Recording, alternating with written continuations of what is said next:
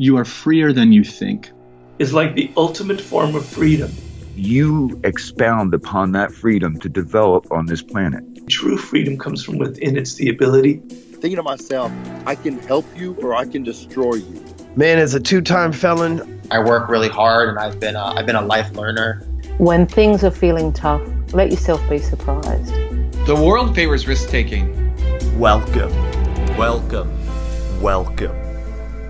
to the Freedom Pact. Welcome back to the Freedom Pact podcast. Today on the show, I am very, very excited to bring you this episode. This show is ultimately about delivering freedom. Freedom from limiting beliefs, freedom from societal and social conventions. It is our job to interview the best in the world in business, health, and personal growth to give you leverage over yourself and ultimately freedom of your own circumstances. My name is Joseph Newton, and today on the show, we have certainly got a man that has escaped from the social matrix. Kute Blackson is in the house today. Kute was born to be the son of a miracle man of Ghana in West Africa.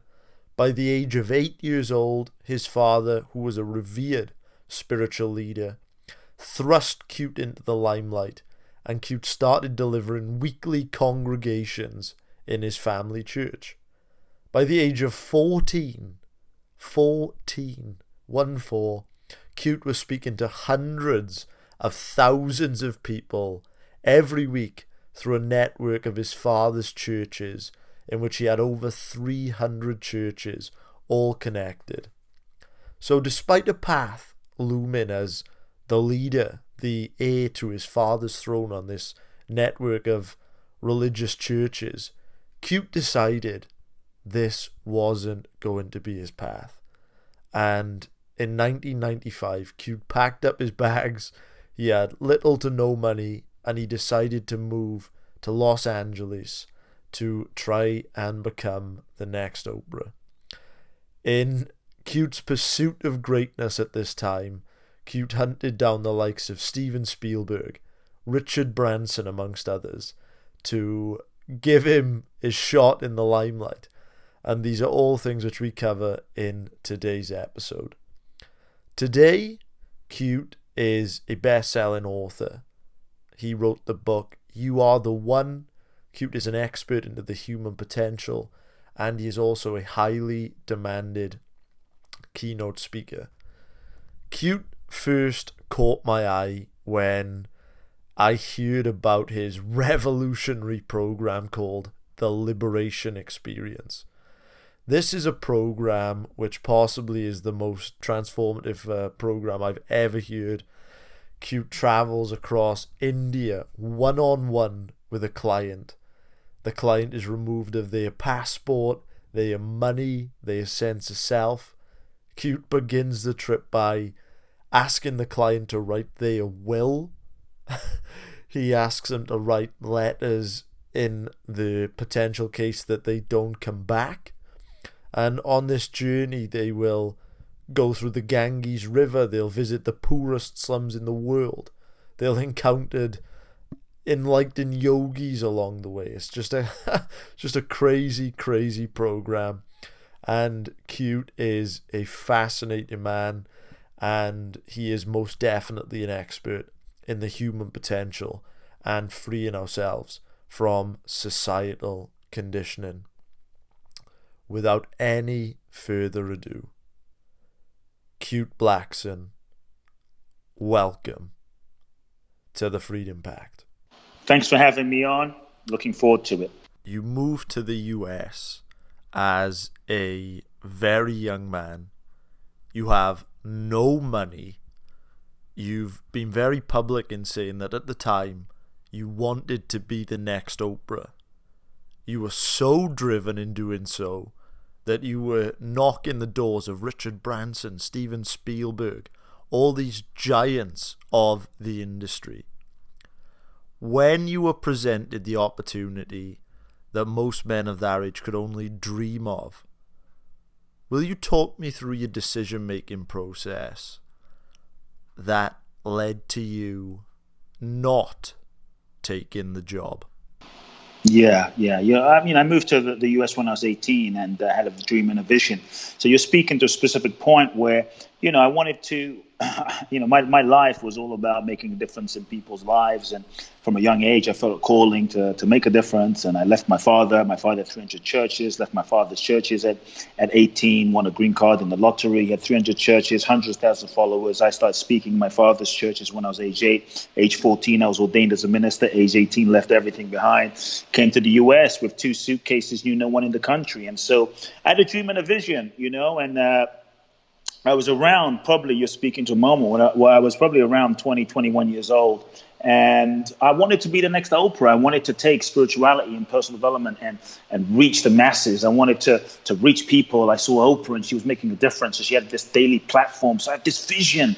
And there came a moment where I was knocking on doors and I was taking action and I was pitching my vision to anyone that would listen. I would track down people. I tracked down people like Steven Spielberg and David Geffen and Richard Branson and Arnold Milchan and billionaires and, heads of agencies. And everyone was rejecting me left, right, and center. I mean, people would look at me like, literally, you are crazy. Leave me alone. But I was so possessed with a vision and a dream. It felt bigger than me because I wanted to make a difference on a large scale in some way, shape, or form. And so for me, what happened was one day, finally, I wrote a letter to these huge managers. I mean, they managed Michael Jackson, Mariah Carey, Leonardo DiCaprio, Jennifer Lopez.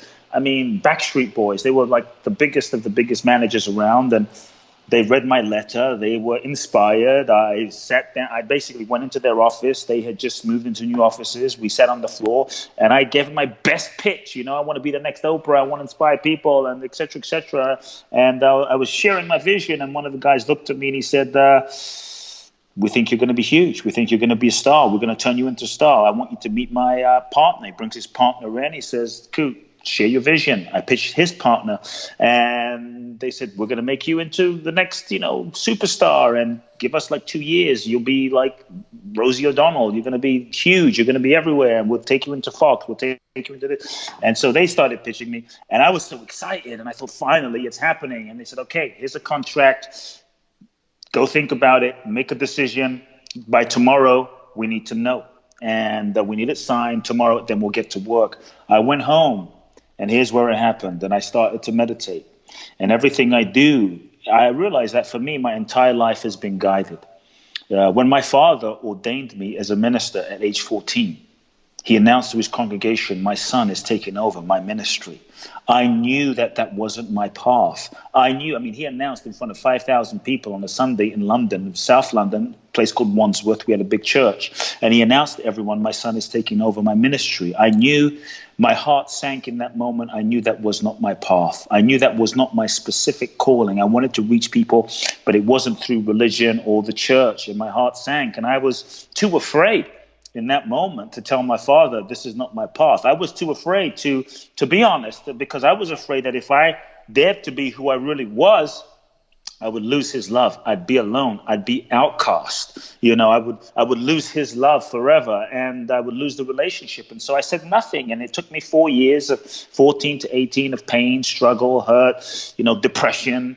And my soul knew something wasn't quite right. So I was always very in touch with this feeling of what does it feel like to betray myself. And so another moment of my life came where I went home and I meditated on this contract and the proposition of being a huge star in the world with my own talk show. And I had the same feeling like something's off. I always tell people, when you feel that something is off, something's not quite right, that is your soul speaking to you. It's beyond the mind. It's beyond the logic. It's beyond your body. It's beyond your ego. It is not a feeling. It's not an emotion. It's not a feeling. It's a soul nudge that your soul is speaking to you beyond your mind, beyond your logic, even though it may not make sense. Often when your soul speaks to you, it often doesn't make sense. And your soul has an intelligence. Your soul knows. Your soul has an intelligence. And I tell people, you don't always need to know where you're going in order to get to exactly where you need to be, because that intelligence of your soul, it knows what it's doing. It knows where it's going. And I think our role, our job is to listen to our soul. When we don't listen to our soul and we listen to our ego, we listen to our mind, we listen to everyone else, we only get ourselves in trouble. We only end up betraying ourselves, and we only end up creating more suffering in our lives and end up living limited lives. So I felt my soul nudging me, and everything in my soul, my mind and my ego, my personality was like, yes, take this opportunity. This is it. This is the moment. You've worked so hard. But there was a deeper knowing.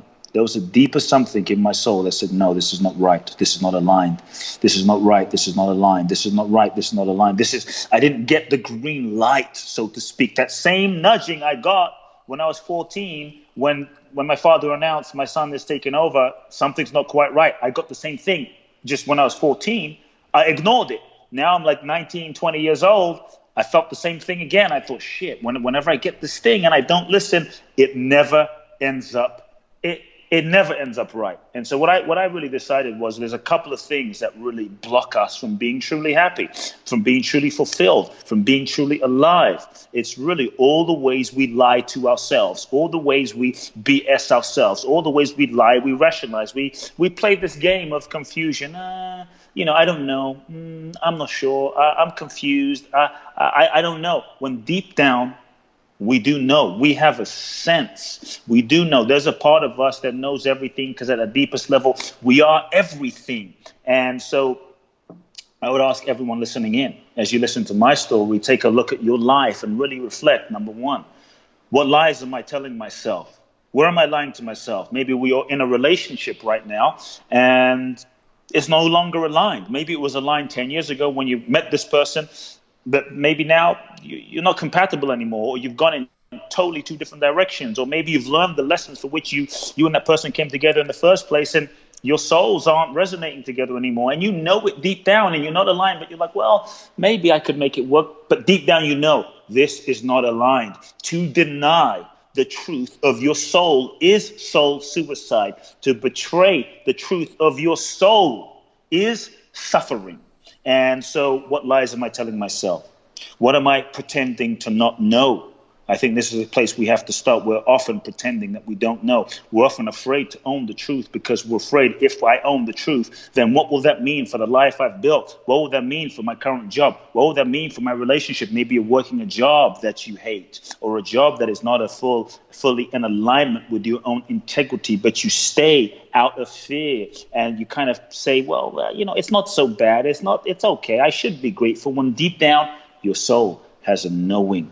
Listen to the nudging of your soul. If you're depressed, I don't think this is bad. What we often try and do sometimes is we feel pain, we feel suffering, we feel unhappy, we feel depressed, and we either distract ourselves from it, we social media away, eat it away, drink it away, sex it away, work it away, so that we don't have to feel or listen to the silent truth in our soul that knows, if you take time to listen and connect, if you take time to be still, if you take time to create the space and listen beyond your mind, you will feel your soul speaking to you in whispers, in sensations, in nudgings. And so what lies are you telling yourself? What are you pretending to not know?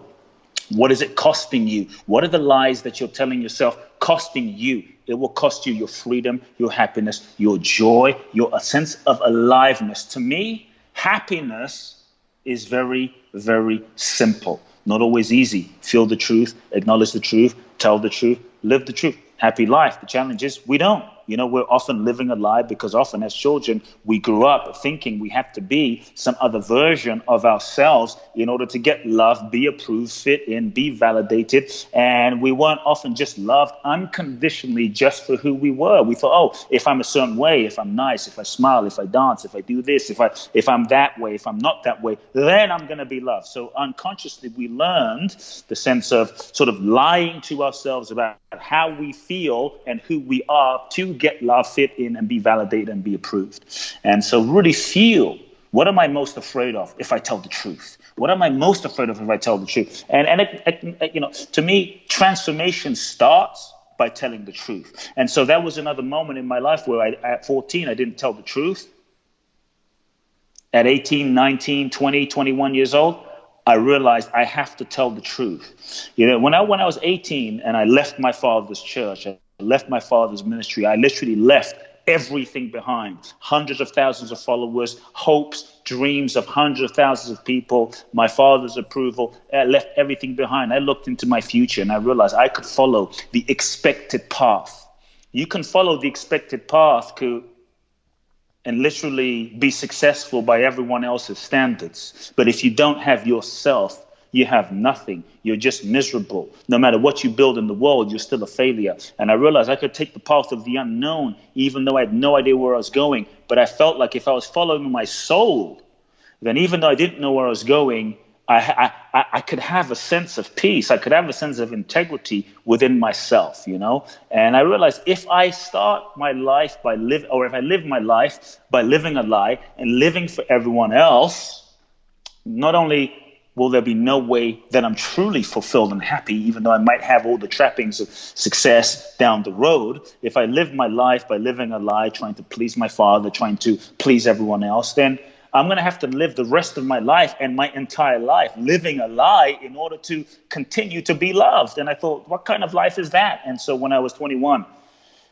back in this moment again, I had another moment. Life will test you. Life will give you all sorts of opportunities to come into alignment. To me, real success in life, and I realized it in that moment, real success in life is not simply what you attain, what you achieve, the car, the house, the watch, the material, the bank account. All of that stuff is great. I'm not anti-material stuff. But to have all real success in life is ultimately two things. Real success in life is the degree to which you become the most authentic version of yourself. I believe that we incarnate into this human experience and existence as human beings. As souls, we incarnate to have a human experience. And as souls, we incarnate because we have certain things we want to experience and we have certain lessons that we are here to learn. And how we learn are through relationships and experiences. So ultimately, to me, everything and every experience is simply an opportunity for your soul to grow. And in that moment at 21, I had a choice, and I realized this is another soul's opportunity to grow and evolve. And I realized I had a choice. It was another choice point. Am I going to follow my soul? Am I going to follow my own deep integrity? Am I going to listen to the truth and trust bigger than my mind and my personality and what I thought I wanted? And trust, if I do that and I live in alignment, that will create and move me to along the highest path that I was meant to live. If I truly believe in the universe, if I truly believe in life, if I truly believe in my soul, then I realized I had to say no. And it was honestly, man, it was a tough decision. It was a difficult decision. I'm not going to say I wasn't disappointed. I was a little pissed off. I was a little mad. I was a little angry because I wanted what I wanted, which was to be a TV star. But I felt like something else was guiding me. And I think sometimes we think we know what we want. And sometimes we get what we thought we wanted only to realize what we thought we wanted is not really what we wanted. It was just what we thought we wanted based on who we thought we were. And if we're not in touch with who we really are, then the goals and dreams and desires that we're going to be pursuing will often be based on our ego's needs and our ego's desires. And so I decided to say, okay, let me listen. Let me listen to my soul. Let me tell the truth. Let me feel the truth. Let me acknowledge the truth. Let me listen to the truth. And let me live that and see what truly happens, even though I didn't understand it in that moment. And so I told these managers, I really want to do this, but my soul is guiding me otherwise. They thought, you're crazy, and they thought I was crazy. And that took me on a whole journey. And I look back and I think sometimes not getting what you thought you wanted is actually a blessing. Love and grace of the universe. Sometimes not getting what you wanted will actually take you on a deeper path. Not getting what you thought you wanted. And I look back on my life, had I gotten what I thought I wanted then at 21, I probably would not have gone on the internal, mental, emotional, spiritual, evolutionary journey that I went on in order to find my purpose and truly live my life. I would not have gone on that journey and gone as deep as I went over the years. And so to me, that journey I had to go on as a result of not following that or saying yes to that opportunity took me so deep inside of myself that allowed me the foundation to be doing what I'm doing now. Took me on a spiritual journey of self-discovery and healing and surrender, that I realized the universe had to take that time to prepare me to do the work I'm doing now.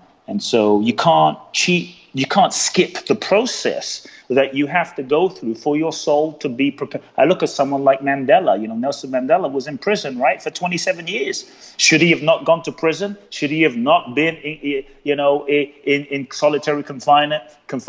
Should he have not? Should he have been let out after a year? Should he have been let out after 2 years? On one level, it would have been lovely, but on another level, he probably would not have had to deepen the sense of compassion, understanding, spiritual wisdom, soul force that made him the great Nelson Mandela, capable of that degree and that level of forgiveness and leadership that he evolved into, that he would not have cooked. His soul would not have had to cook had he, let's say, been in prison for a year or not gone to prison at all. So I believe ultimately, whether we're able to see it in this moment, whether our ego is able to perceive it in this moment, the universe is always working for our highest good. The universe is always working to help us evolve. And every single experience of our life is an evolutionary opportunity for our soul's growth and evolution. And so that's the choice I made. I said no to these managers, and that took me on a whole different path.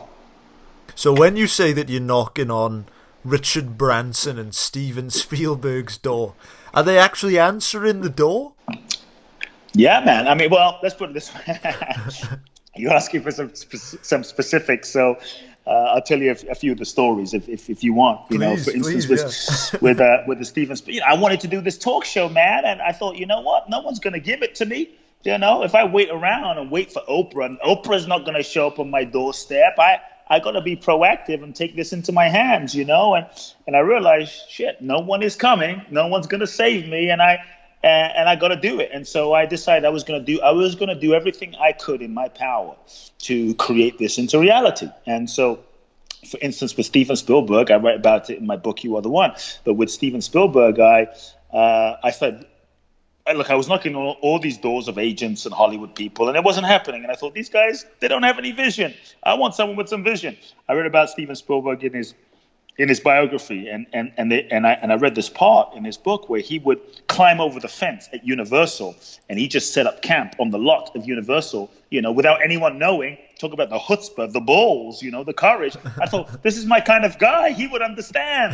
He's a visionary. He doesn't conform to the sort of typical way of doing things, right? And the norm. And so I thought, let me find Steven Spielberg. So I started asking around. Everyone said, you're crazy. Steven Spielberg, he's, Hollywood. No, can't introduce you. I found one person I knew. He said, no, there's no way I'm introducing you to Steven Spielberg. The only thing, because I like you, Kute, the only thing I can do is I could maybe introduce you to this guy that knows Steven Spielberg. Maybe he can, but I'm not willing to do it, even though I know him. And so he introduced me to this guy. The guy said, you're crazy. I'm not interested. I can't. He says, look, Kute, I teach Steven Spielberg's son soccer, right? He's an adopted kid. I teach his son soccer on a Saturday in Brentwood, California. This was years ago. I said, can you introduce me? He says, no. Because, look, I really like you. He says, all I can tell you, but you didn't hear it from me, is here's where we play soccer. Give me the address of the park in Brentwood by the post office. So I said, that's all I need. I literally put together, a VHS video. This was like 15, 16 years ago. VHS video. This is pre-internet, pre all of that stuff, pre-Facebook. A VHS video, put together a really like $3 press kit, type up my bio, type up my show idea, and I said, I'm going to go be proactive and meet Steven Spielberg. And I put my suit on because I thought, wanted to look the part. Put my suit on with a suit and tie. Saturday morning, 7 a.m. Drive to Brentwood, First week he's not there. Second week I go back and I see Steven Spielberg at 7:30 in the morning with his wife on the soccer field watching his kid. And then I thought, oh my God, there's Steven Spielberg. This is my opportunity, you know. And my heart's beating, my heart's racing. I thought, oh my God, here he is. And then something, don't go now. It's the middle of the game. So I wait till the end of the game.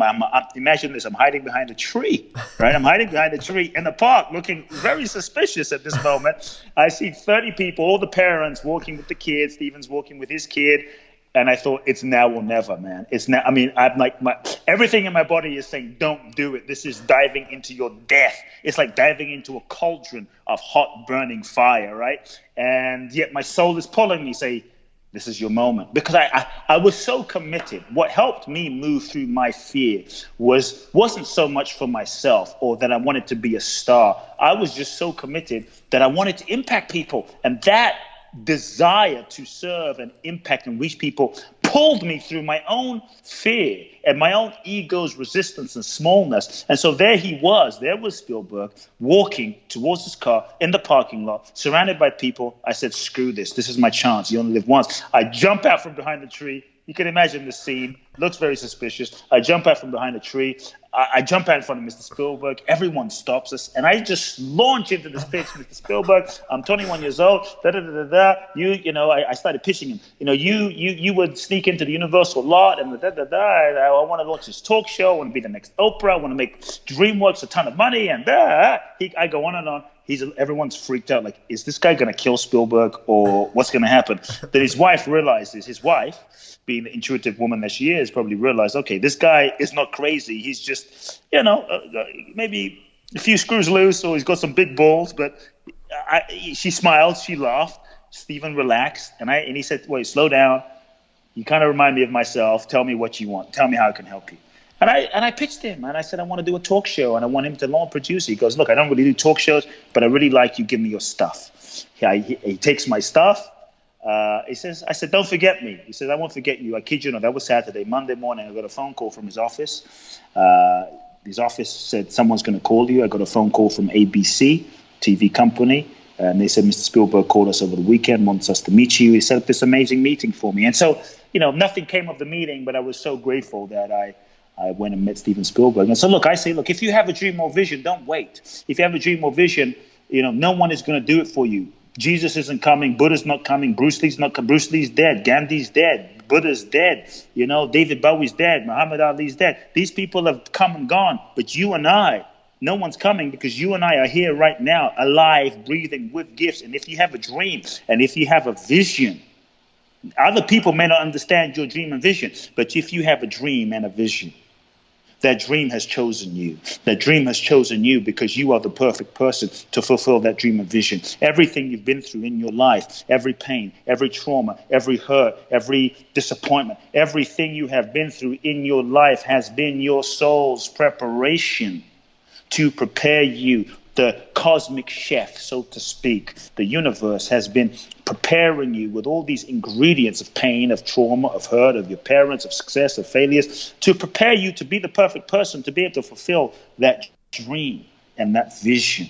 So recognize that if you have a dream or vision, it's chosen you for a reason. So your job is not to say no to it. Who are you to say no to it? The universe has chosen you. Your job is to say yes to it and show up. Your job is to say yes to it and do your part without attachment and trust that the universe, if you do your part and take action, the universe knows exactly how to fulfill itself through you if you're ready. And so my philosophy was, I'm going to show up and do my part and take action. And that's what I did. And so I went and tracked down Steven Spielberg and Branson and on and on and on and on. And that's kind of, what I did back then. I'm just imagining you just leaping out this young guy in a suit early on a Saturday morning and then the entire car park just comes to a stop. That was a brilliant story. So if we just delve back into your story now, so breaking free of societal conditioning is difficult. I feel as well, not coming from the Western world makes it even more difficult. So often we can get drawn into, living other people's lives. And very often it's not a sledgehammer that's weighing us down. It's 1,000 paper clips which are all pinching at our back. This is a very, very difficult web to break out of. How did you manage to break yourself out of that web, Kute? The web of conditioning. Yeah, look, we're all conditioned. Many times we think that we're free as human beings, but we don't realize how conditioned we are. We think we're free, making free choices, but we don't realize that many of the choices that we're making today are based on our past programming, which is based on our parents, which is based on their grandparents. And some of us are even living out patterns of conditioning and addictions and ways of being and thought processes that don't even belong to us. They belong to our parents. They belong to our ancestors and our generations. And we're often living out that programming today. So first, to break free, you have to realize that you are conditioned. Look, this is what I'll say just as an analogy. When we're born as souls, we incarnate into this human experience. As infinite souls, we're infinite souls, we incarnate into this human experience as babies. And if you look into a baby's eyes, a child is free. A child is in touch with the divine. A child is in touch with the spark of the infinite. They're in touch with their freedom. Talk about freedom. A child is in touch with a freedom, especially when they're babies. It's a reason why we look into a child's eyes and we see the light. A reason why we look into a child's eyes and we melt. We're reminded of our own infinity. We are reminded of our own divinity. We're reminded of our own greatness. We're reminded of who we really are. We're reminded of that true, essential nature of our beingness, of our essence. A child will jump on a table. It doesn't care. It's not conditioned. It's not thinking, I've got to look like this, got to be this way, got to pose this way, got to look that way. What do you think of me? A child will jump on a table naked. It's not thinking, am I fat? What do you think? It will run naked, pee on the floor, shit, pee, laugh, roll around, totally unself-conscious, totally free. What happened to us? A child will sing. Doesn't care if it doesn't sound like, let's say, Celine Dion or Bruno Mars or, Adele. It's just free. What happened to us as we reach age 15 and age 20 and age 30 and age 40? What happened to that free sense of essence, being, freedom? Well, we're born. And we meet our parents. And our parents, they're just doing the best that they can do based on their life, based on their programming. And the conditioning starts. We're born often into an experience where maybe there's pain, there's hurt, there's trauma, maybe there's abuse, mental, emotional, physical, sexual abuse, neglect, emotional abandonment. Maybe our parents are alcoholics or they're screaming. Whatever our environment that we were born into, the circumstance, maybe our dad wasn't around, maybe our mom wasn't around, whatever it was. We're all, as human beings, face some level of trauma that we have to deal with that affects us and impacts us in a certain way, whether we are aware of it, whether we admit it, or whether we don't. It's happening. Even when we think, everything was perfect, there's some level and some impact that is happening. And the degree to which we're not conscious of it is the degree to which we are often a slave to our conditioning. And so we're born into this environment. So two things happen. The first thing that occurs is we start learning all sorts of strategies, all sorts of ways to shut down, disconnect, not feel. Shut down, disconnect, not feel. Shut down, suppress, not feel the pain, the hurt, the guilt. Our dad's not around. Shut that down. Suppress that down. Don't feel that because it's too painful. Our parents are screaming. It's too painful. It's too sensitive. We're afraid. We shut that down. We develop walls and walls and walls and layers and layers and layers and layers inside of our heart to not feel the pain of whatever the experience was. Sometimes we're not even aware of what we're doing. It's just an unconscious protective mechanism that kicks in for survival and a coping mechanism, coping strategy that gets developed to ultimately survive and cope. The conditioning begins and layers and layers and layers and layers and layers of our unfelt feeling. Layers and layers and layers of our unfelt, emotion get stored inside of us just so that we can, deal with the pain of our environment, and we're often not aware. And so emotions are suppressed deep layers upon layers. Then we go out into the world. and we start learning the sense of who do I need to be in order to be loved, in order to be approved? Who do I need to be in order to fit in? Who do I need to be in order to get my father's approval, my mother's approval? Who do I need to be in order to fit in, get love, be validated? Who do I need to be in order to ultimately be accepted by you, by my parents, by everyone? And so slowly, we unconsciously, often, again, as a survival mechanism, as a survival strategy, we start developing all sorts of roles and masks. Maybe as children, we were loud and our dad said, be quiet, shut up. Children are seen and not heard. Maybe we were beaten for being a certain way. Maybe we were, with love was withdrawn for being a certain way. So unconsciously, we start learning, oh, if I'm this way, I get love. If I'm that way, I don't get love. If I'm this way, so we start learning all sorts of ways that we need to be in order to get love, fit, and be validated. And slowly, we develop all sorts of roles, masks, and personas. A persona, a limiting character that we start holding on to, that we start becoming, we start developing, we start reinforcing, we hold tightly onto that way of being, thinking this is who I am. Maybe we become for me, became the perfect kid, became, the responsible one, the independent one, the savior of everyone. I became that sort of angelic one, the perfect kid and the independent one. And so we start developing all sorts of roles, strategies, personas to fit in, get love, be validated.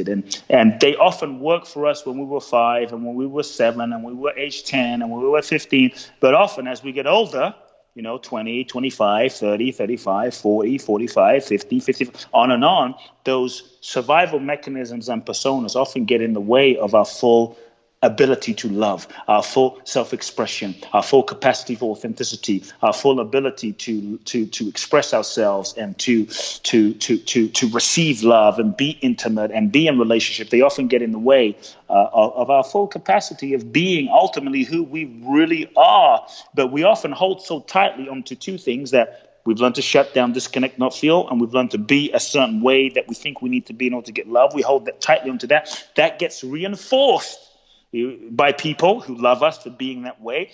And also, we may have learned to create a level of survival and success in the world by being this person that we've been conditioned to become. We often say, no, this is just who I am. I'm just a nice guy. I'm just the kind one. I'm just the caretaker. I'm just the funny person. I mean, the list goes on and on. I'm just this. This is just who I am. And so the question we have to start asking ourselves is who I am? Is who you are who you really are?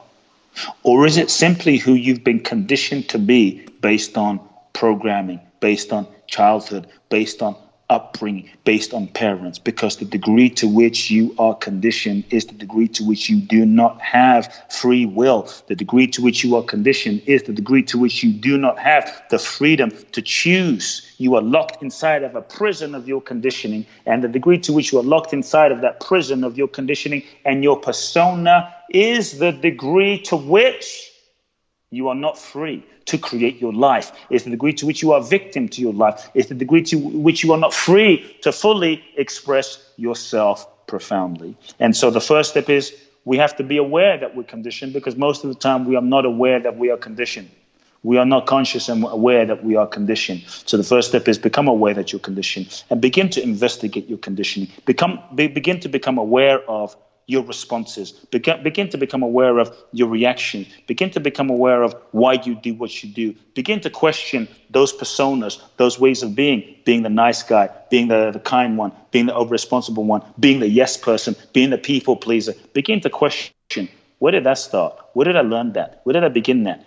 Who do I think I need to be in order to be loved? What do I think I need to say in order to be loved? What would I say and who would I be if I didn't need to be who I thought I needed to be? And start asking yourself the question. So who am I really? Who am I really? And I think that's where we have to begin, and then be willing to feel some of the feelings that we've learned to suppress in order to function and survive. Begin to feel some of the feelings we've learned to shut down and suppress and disconnect in order to function, survive, in order to get love and be approved. And so it starts with a level of becoming conscious and aware of yourself, an investigation and being conscious and aware of who you are, an inquiry into your conditioning, because we're often not aware that we're conditioned. And that's where I think we have to start. I love that example that you gave of the child that is completely liberated from social conditioning, expectations. I think it can just be one of the most beautiful things in the world. Just seeing that, you know, I mean, as you said, you give that example. The child is just completely in touch with himself. He'll laugh, he'll run, he'll jump, he'll scream. It's completely devoid of the judgment of other people's thoughts. And that got me thinking when you said that. How do we reconnect to that inner child within us? Well, first we have to acknowledge the inner child. You know, I think most of the time we don't even acknowledge the inner child. And often when we are triggered, when we are hurt, when we are upset, when we are in relationships and all of our shit comes up and we're feeling neglected, we're feeling disappointed, we're feeling unloved, we're feeling unworthy, we're not aware that, you know, there's something inside of us, often from the past, that is actually, you know, activated and triggered, that a young part of us, often the feeling that we're feeling is kind of familiar to when we were 5. That feeling we're familiar, you know, when your wife or your husband or your spouse or someone says something and you're feeling reactive often, or really reactive, often there's a part of you that's very young that is triggered that we're often not aware of. We often think that what is happening is really what's happening, and often what's happening is actually not what's happening. What's happening is often something else has been triggered inside. And so we have to be willing to first become responsible and conscious for our inner experience. We often have this thing of, I'm upset because you did X, Y, Z. I'm upset because you're a certain way. I'm upset because you're being a certain way. And so what we often do that stops us from connecting with our own inner child and our own inner source of kind of pain is we project our pain on the other person. So I'm upset because you're being X, Y, Z. And so we often try to control the other person, make the other person wrong, focus on the other person, and get the other person to change and be a certain way. If I can get my husband to be different, then I'm going to not be upset. If I can get them to be a certain way, then I'm going to be kind. If I'm going to get them to be a certain way, then I'm going to be happy. And so then we often try and spend so much time outside of ourselves, which takes us outside of ourselves, rather than realizing, wait a second, spending time trying to control other people is often not effective, often doesn't work, is often limited. So rather than focusing and taking away from myself, let me go inside. I'm upset. Let me focus on my upset. Let me bring the focus back on my upset, my hurt, my jealousy, my insecurity, my pain, and ask oneself, how is this familiar? How is this feeling familiar? Is there anywhere I felt this before?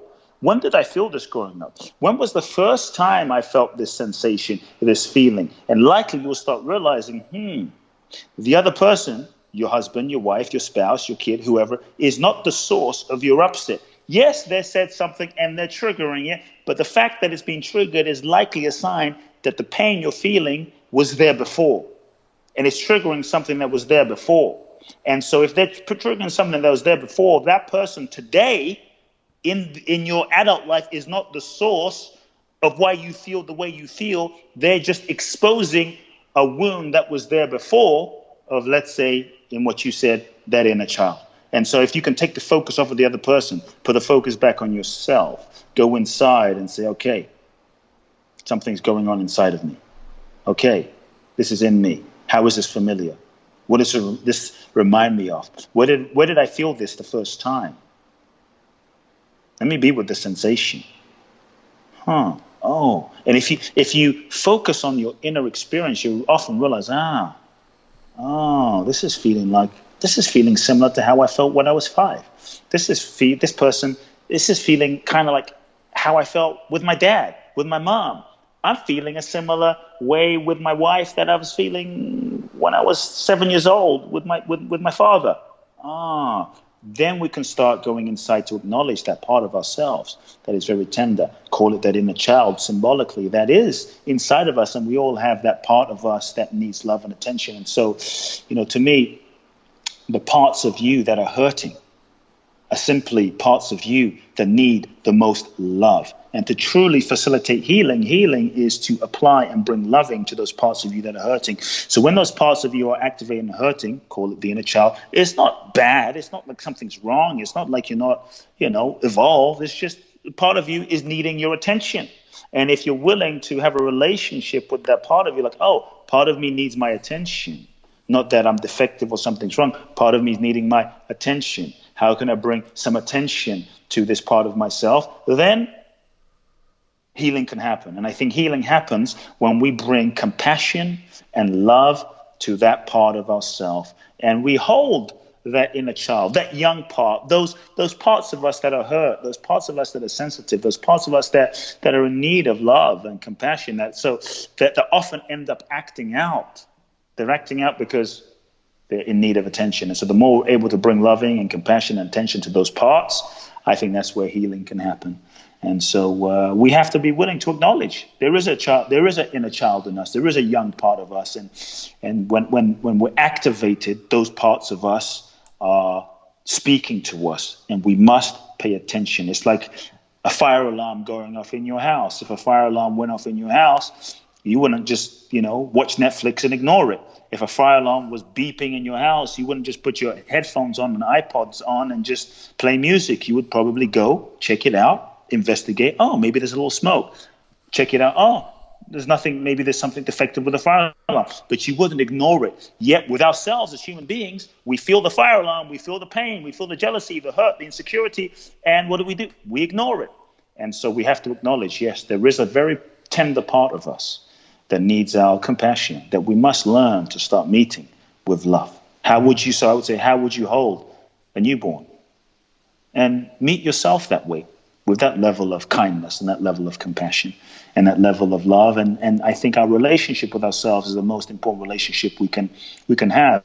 And to me, the real issue is not the issue. The real issue is how you relate with yourself as you go through the issue. And so no matter what happens in life, and no matter what you do or what you don't do, because the reality is, as a human being, you're never going to be perfect. You're going to make some mistakes as part of being human. And as a human being, you're here to experience life. And how you experience life is through experiences and relationships. And, you're going to make mistakes, and that's okay. And you're going to screw up, and you're going to hurt people. You're going to get hurt. It's going to be a little messy. And so the real issue is not the issue. The real issue is how you relate with yourself as you go through those issues. And can you hold yourself with kindness? Can you hold yourself with tenderness? Can you hold yourself with compassion?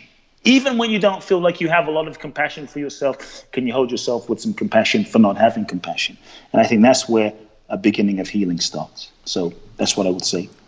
I've heard in previous interviews you talk about this idea of how cells, they regenerate every 7 years or so. So our sense of self, it's in flux. Who we were 7 years ago is not who we are today. And when I think about our sense of self, it's magnified by things like the echo chambers that are social media, the societal constructs which we've touched on, opinions, experiences. We're wired to have this constant comparison effect going on. So I'd love to know, for you personally, what process have you used to discover who you really are? Looking at my conditioning and really questioning myself. Is this who I am? Is this what I believe? Where did I learn this? Where did I get this? Actually questioning myself. Is this true? Is this not true? Is this mine? Is this my how do I know this for sure? And really taking a look and questioning where, if I'm acting a certain way, really looking, well, where did this start? How did this start? How did this come into place?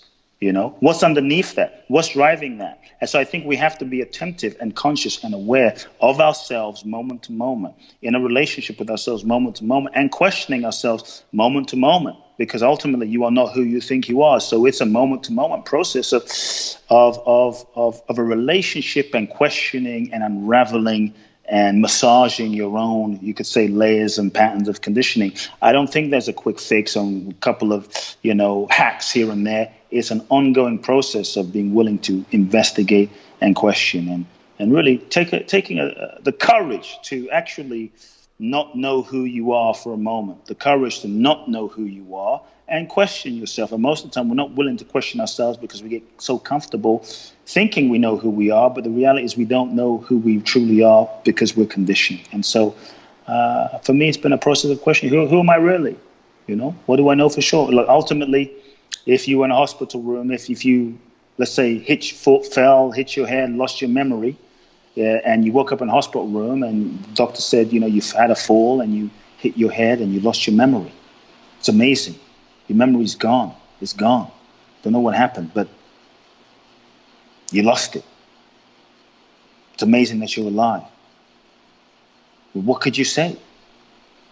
You'd look around and say, well, what's your name? You didn't even know your name. What could you say in that moment? Okay. And he said, your name is Mike Tyson. Okay. And they said, you're from the island Tahiti. Okay. I mean, what could you say in that moment of the hospital room if you lost your memory completely and you're being told who you are? Your name is Mike Tyson. You're from Tahiti. You sell marshmallows, and you belong to the religion of the ants. And I mean, you would have no idea. All this stuff you're being told, all you could really say is probably, okay, okay, yeah. So what happened to the you prior to that moment that you were so sure about? What happened to the you that prior to that moment you thought that you were? And everything that was associated to that you in that moment where you lost your memory completely forever, that you is gone in that moment. So don't be so sure about who you are. And so in that moment in the hospital room, what could you be sure of? The only thing that you could be sure of in the hospital room as you would look around, you're being told who you are. You're being told who your name is. You're being told what religion you are. You're being told what to believe. You're being told. So much of what we are, we've been told, but we don't question. We just assume, oh, this is who I am. So is it?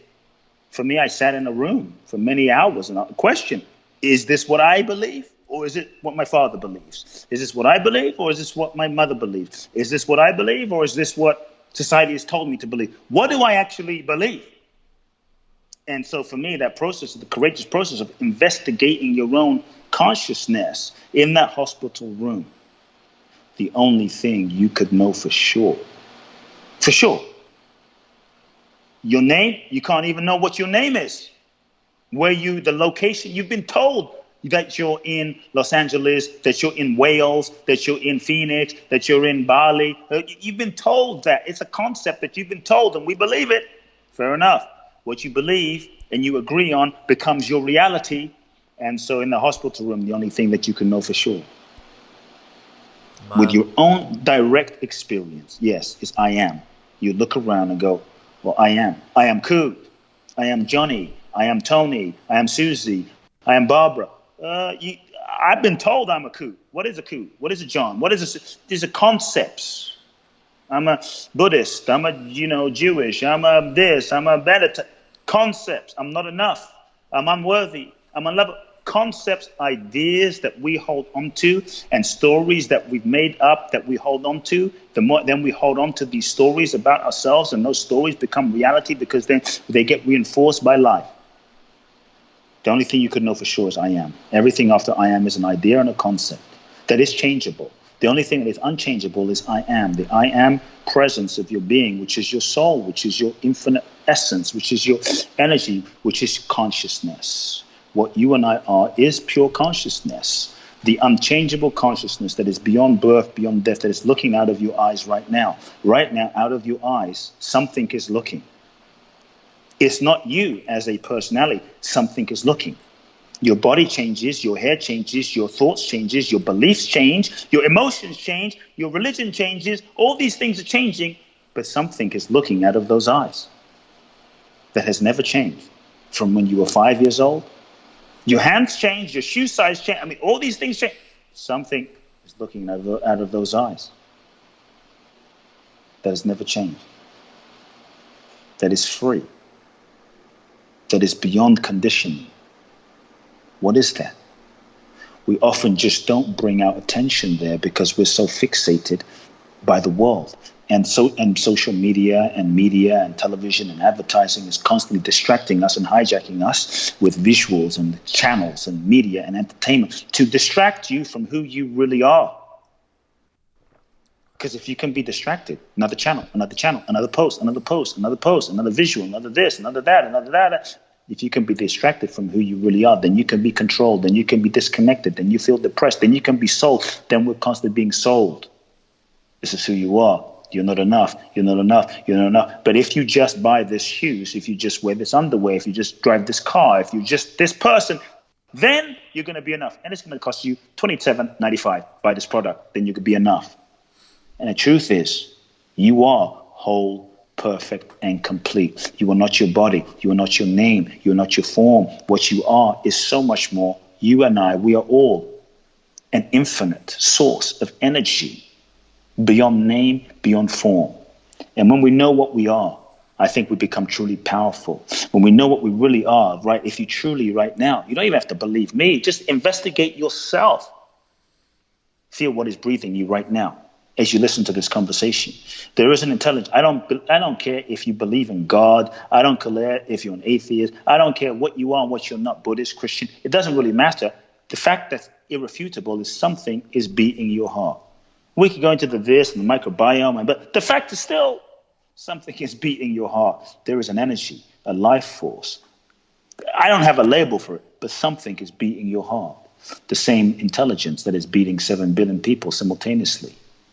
That doesn't have a name. Something is beating your heart. It's digesting your food. It's processing trillions and trillions of processes in your body right now. What is this something? So what we must do is take the time to get into relationship with that. Take the time to question, what is that? Who am I? What's in me? What's breathing me? What's living me? What's functioning? What's looking? What's digesting? And I think the deeper we go into that, the more we will start realizing who we really are beyond this body, beyond our name, and beyond what we've been conditioned to be as a set of patterns.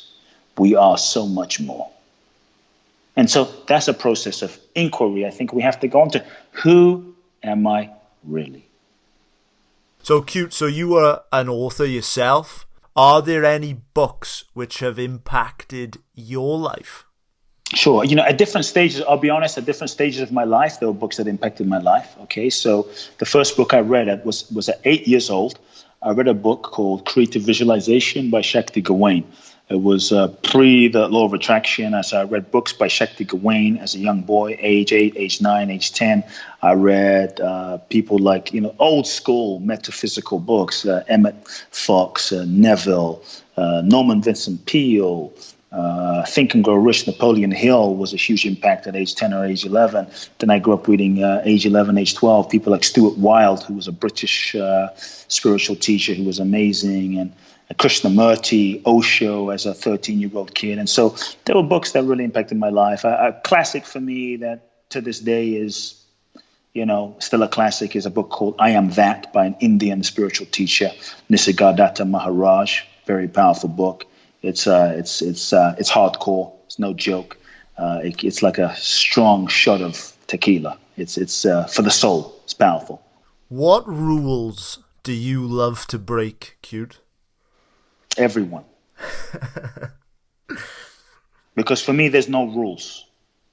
Rules are simply limitations that are imposed by your ego. And when you go beyond your ego and you realize that you aren't just this body, rules belong to the more identified you are to your ego, the more rules that you have to keep yourself in place. And so when you realize that what you are is an infinite source of energy, a soul that is beyond this body, that's not just a conditioned form, a set pattern, a set rhythm, then you go beyond rules and then you start transcending the rules that perhaps you used to need to have in order to have a sense of illusory control of yourself. So at that certain level, when you transcend, rules cease to exist, and then you start making up your own reality for what you want things to be. Let's imagine a scenario in which every person on this planet was tuned into the same frequency, and you, Kute, could give a short but impactful message to every person listening. What would your message to the world be? You're going to die.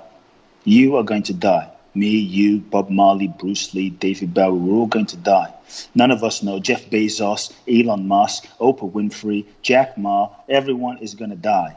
You're going to die. Martin Luther King died. Jesus died. Buddha died. Mother Teresa died. Nelson Mandela died. You're going to die, and each day you have 86,400 seconds to live your life. If death came right now, would you be ready? Could you throw your arms open, saying, yes, life, I'm living life fully. I'm giving everything. Or would you have regret? Because the people in 9/11 had no idea that they weren't going to come back that night, look their loved ones in the eyes and say, I love you. The people in Southeast Asian tsunamis had no idea, or the wildfires in California had no idea that they wouldn't maybe come home, look their loved ones in the eyes and say, I'm sorry. So I would say, look, if there's something you want to do, don't wait for tomorrow. Don't wait for a special date. Don't wait for another moment to celebrate. Don't wait or hold on to any hate. If there's someone you need to forgive them now, because life is short. If there's a job that you hate, let it go, move on, follow your soul's passion, because life is short. And at the end of your life, when you're dead and your time is up and over, because it will come, you can't go to your maker or whatever you believe and say, God, please, can I get a refund for those 2 years I was in that relationship? That was a wrong relationship. Can I get a refund for those 5 years I was in that job that I hated? No. Once time is gone, it's gone. And time is the most precious resource that you and I have that we cannot get back. I can't get it back. And no matter how much Bill Gates pays, he can't get it back. So recognize the gift. Tomorrow is not a right, it's a privilege. And so how do you need to live in a way?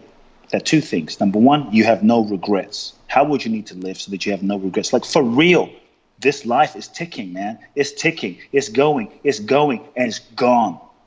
Don't get to the end of your life ungiven. Don't get to the end of your life with gifts and potential inside of you going, I wish, I should, I could have given more. Don't get to the end of your life saying, man, I have so many regrets. There's so much love I wanted. Don't get to the end of your life with anything left inside. Give it all. Give it all now. Do it all now, because ultimately the fact you will die is a guarantee. So the question is, how will you live your life?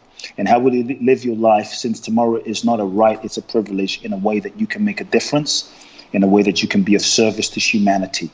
Because ultimately, at the end of your life, you take nothing with you. No bank account, no shoes, no watch, no Lamborghini, no house, no nothing other than who you became and the love that you gave. And so, love now, love fully, give everything. You may not see Steven Spielberg in the car park tomorrow, but maybe you've got your own Steven Spielberg, and don't let him get to the car without jumping out. So, Kute, where can our audience connect with you, and what links do you have for us? Sure, yeah. Firstly, thanks for having me on and just being, generous. And I love these questions. We've kind of covered a lot. I tried to pack in a lot in. So thank you for having me on. And hopefully I'll be back at some point. I feel like we're just scratching the surface, my friend.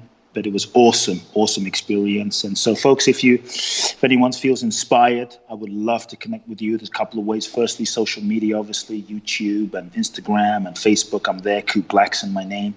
My main website, if you feel really inspired and perhaps you feel in your life a calling to make a difference. My passion in life is helping people, free themselves of their past, connect with who they really are, and catapulting you forward to living your gifts in the world. So KuteBlackson.com is my website, KuteBlackson.com, where you can find out a lot of great resources. And perhaps my favorite event I do twice a year is in Bali, where I take 18 people, visionaries, leaders, and really, ultimately, those of you that feel a deep calling in your heart to make a difference, to share your gifts with the world and have an impact, and you feel ready to go to that next level, you can go to www.boundlessblissbali.com. That's boundlessblissbali.com.